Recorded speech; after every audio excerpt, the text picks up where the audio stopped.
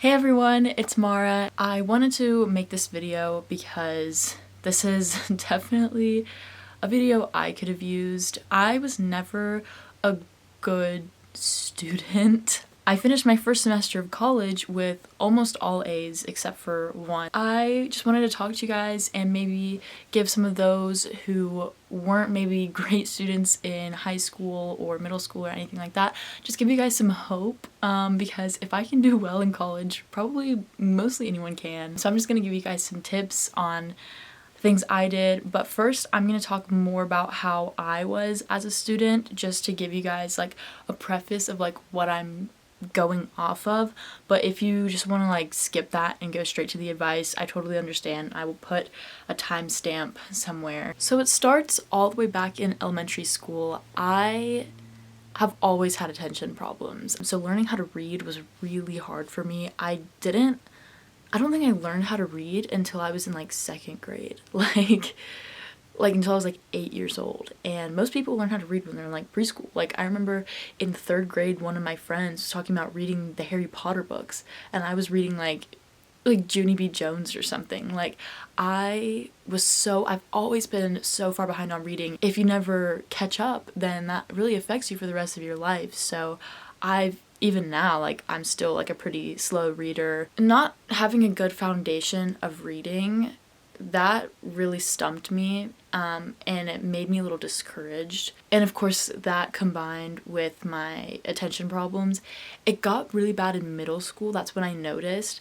because I would literally sit in like my science class. I remember this specifically, like my 6th grade science classroom.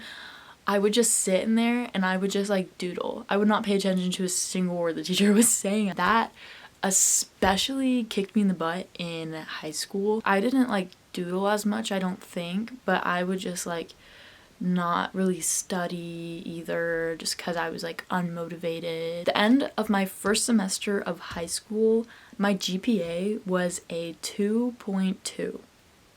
And that's like that's not good, guys. Where I live, I'm in a super competitive school district. Everyone is trying to be the best. The teachers and like faculty and everyone, they're encouraging you to take all the AP classes, and all the students are super competitive.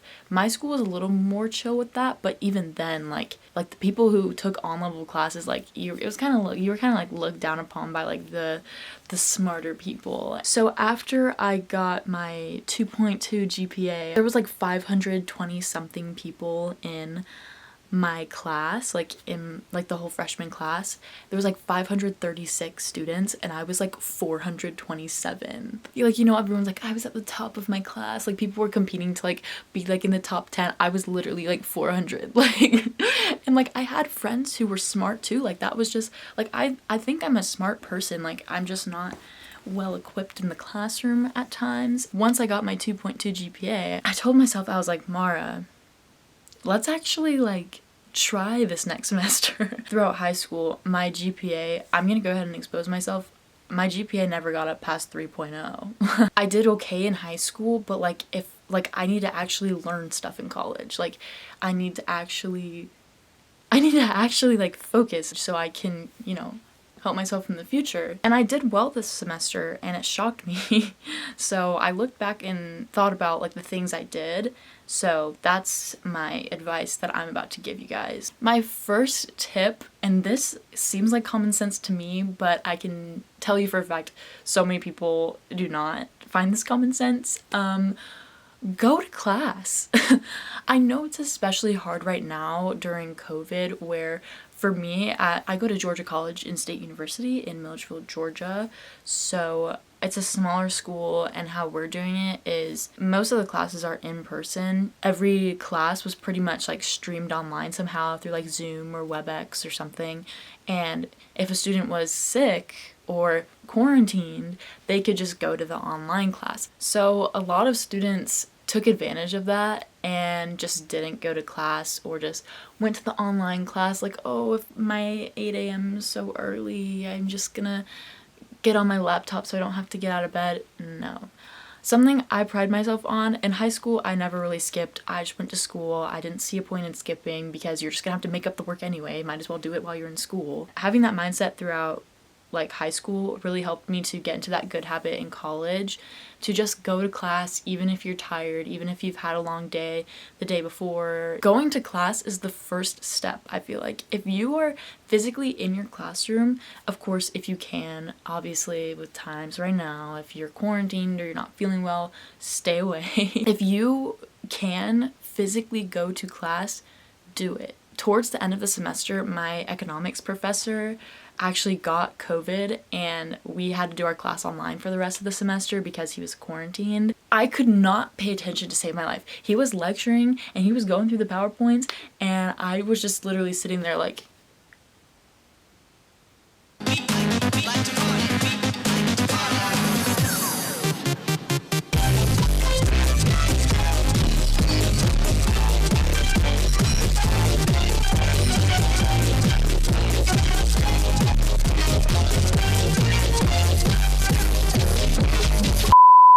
and like that's how it's been this whole semester for some students who just aren't going to class. I don't know, if you can successfully take online classes and do well, that's fine.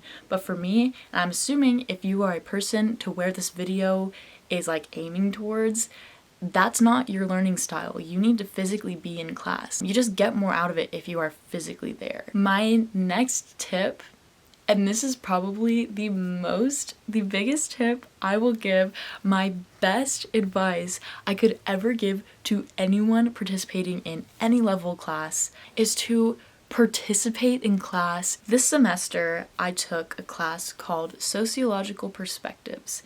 Now, a lot of people did not like this professor. Personally, I'm indifferent, but a lot of people, we had our little group chat of all the students. Everyone just complained about this professor. He assigns so much reading, he assigns so much work, it is so annoying, he doesn't respond to his emails, which yes, some of that was true. All of it. That was all true. It was all true. The class was very heavily discussion based, but no one would participate. It was the most awkward, painful thing I ever had to sit through. Oh my god, my skin would crawl. I would dread going to that class not because of the professor, but because of the students. I started participating and eventually I became one of the only people who would participate in like the whole class, and the professors really appreciated that. I ended that class with an 84%, so a solid B. And I was like, okay, yep, I got a B on the midterm, got a B on the final, got a B on the paper we had to write. Like, I was expecting to be in the class. But when I looked at my transcript at the end of the semester, he gave me an A. And first of all, I was mind blown. I was like, this professor really just gave me an A when I clearly had to be in the class. And it's because I participated.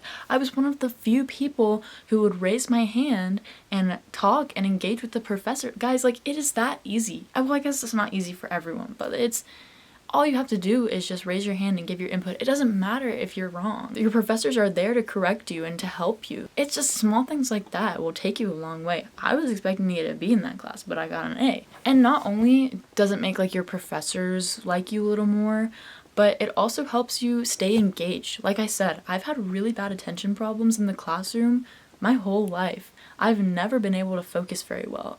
And being constantly engaged with the expectation in your head that you're gonna have to speak up and say something, that helps me pay attention so much more. If you're like me and you're a student who didn't do super well in high school and are still maybe struggling a bit, that probably means your strengths lie in areas other than the classroom.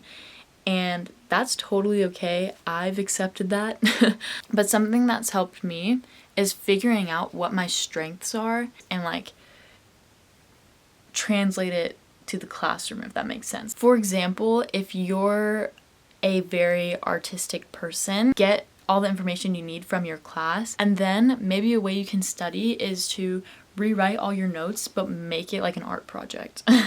Like, make a study guide but make it so artistic, so creative. I know a lot of people enjoy doing that. You're learning and you're studying and you're going over the material, but you're also having fun and doing what you enjoy and doing what you're good at.